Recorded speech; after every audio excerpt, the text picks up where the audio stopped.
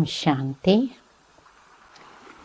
ब्रह्मा बाबा के साथ मुझे करीब 6 वर्ष रहने का सौभाग्य मिला और उनकी जो पर्सनालिटी थी वो बहुत ही विशेष थी। तो उनका जो प्यार था असीम निस्वार्थ प्यार था, क्योंकि हमारे लौकिक माता पिता का भी हमें प्यार ज़रूर था, परंतु जब हमने ब्रह्मा बाबा से परिचय हुआ और उनके साथ रहने का और पढ़ाई करने का जब हमें भाग्य मिला, तो ब्रह्मा बाबा का जो पिता का स्नेह था वो स्नेह ने हमें बहुत ही आकर्षित किया। और वो जैसे कि हमें यही अनुभव होता था कि यही हमारे सच्चे माँ बाप शिक्षक गुरु है।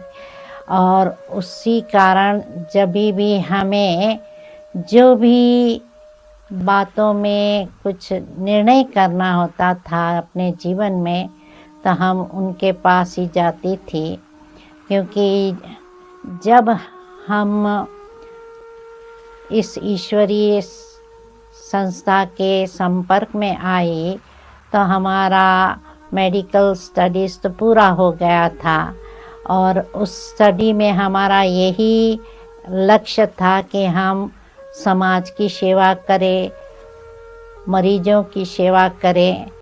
परंतु जब हमने देखा कि ये ईश्वरीय ज्ञान से, रूहानी ज्ञान से मरीजों को मानसिक बहुत फ़ायदा हो सकता है, और जब हमने ये विशेषता जानी तो हमने सोचा कि हम क्यों अभी मेडिकल प्रैक्टिस करें।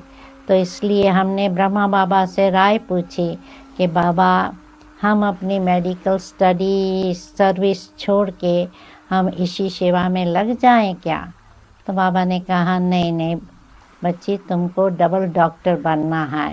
अर्थात ब्रह्मा बाबा ने हमें राय दी कि हम अपना ईश्वरीय सेवा भी करती रहूं और मरीजों की भी सेवा करती रहूं। तो फिर ब्रह्मा बाबा की राय से मैंने खुशी से ही अपनी मेडिकल प्रैक्टिस जारी रखी। उसके अलावा हमने ये देखा कि ब्रह्मा बाबा बहुत ही परखने की शक्ति उनकी बहुत तेज थी, क्योंकि हम जानते हैं कि वास्तव में जब हम अपने लौकिक जीवन में होते हैं तो हम कभी अपने आप को जानने की कोशिश नहीं करते हैं, या अपनी विशेषता क्या है वो जानने का हम प्रयास भी नहीं करते हैं, अपनी कमियां देखने का भी हम अभ्यास नहीं करते हैं। परंतु जब भी मेरा परिचय ब्रह्मा बाबा से हुआ तो उन्होंने जैसे हमारी आत्मा को परख लिया और परख कर जो भी समझो वो पत्र लिखते थे, तो उस पत्रों में बाबा हमेशा कुछ न कुछ टाइटल ज़रूर देते थे। जैसे कि मुझे कहते थे तुम डबल डॉक्टर हो, तुम शांत स्वरूप हो, तुम सरल स्वभाव वाली हो। तो ये जो हमारे अपने आप को जो हमने नहीं पहचाना, न सिर्फ आत्मा का परिचय दिया परंतु उसके साथ साथ उन्होंने मेरी आत्मा कैसी है उसका भी परख करके हमें जवाब दिया। तो ये तो बाबा की बहुत ही विशेषता थी। और उसके अलावा ब्रह्मा बाबा टीचर के रूप में बहुत ही नंबर 1 थे, क्योंकि वैसे देखो तो टीचर सिर्फ पढ़ाते हैं, कभी कभी एग्ज़ाम्पल नहीं भी होते हैं, लेकिन ब्रह्मा बाबा हर दिन प्रवचन भी देते थे सवेरे सवेरे, परंतु वो भी एक्यूरेट टाइम पर क्लास में आते थे और उनकी हमेशा यही इच्छा रहती थी कि हम सब रूहानी विद्यार्थी डिसिप्लिन में रहें, ताकि हम भी एक्यूरेट टाइम पर क्लास में आ जाएं और बहुत ध्यान से सुने। तो इसलिए जो भी ध्यान से सुनने वाला स्टूडेंट होता था, बाबा भी उनको देखकर खुश होता था। और बाबा के जो लेक्चर्स चलते थे वो भी बहुत ऊंचा उठाने वाले थे, क्योंकि जैसे कहते थे, बाबा कहते थे कि जैसे जो डांसर होते हैं उनको डांस करने का उमंग कब आता है, जब ऑडियंस इतना रिसेप्टिव होता है तो डांस करने वाले को भी उमंग आता है। इसी रीत से ब्रह्मा बाबा को भी जब अच्छे स्टूडेंट सामने होते थे तो सुनने का बहुत ही उमंग आता था, सुनाने का बहुत ही उमंग आता था। और इतनी बड़ी आयु होते हुए भी, क्योंकि जब हम उनके संपर्क में आई तो करीब 85 इयर्स की उनकी आयु थी, परंतु उतनी आयु में भी वो जब योग में बैठते थे, गद्दी पर बैठते थे, तो उनकी स्ट्रेट बैक होती थी। अर्थात वो चाहते थे कि हर एक बच्चा भी ऐसे योगी स्टेज में बैठे, आसन पर बैठे, ताकि उनको कोई दीवार का सहारा ना लेना पड़े। तो जैसे खुद एग्जाम्पल थे, तो इसलिए हर विद्यार्थी को भी उनको देखकर ऐसा चलने का उमंग आता था।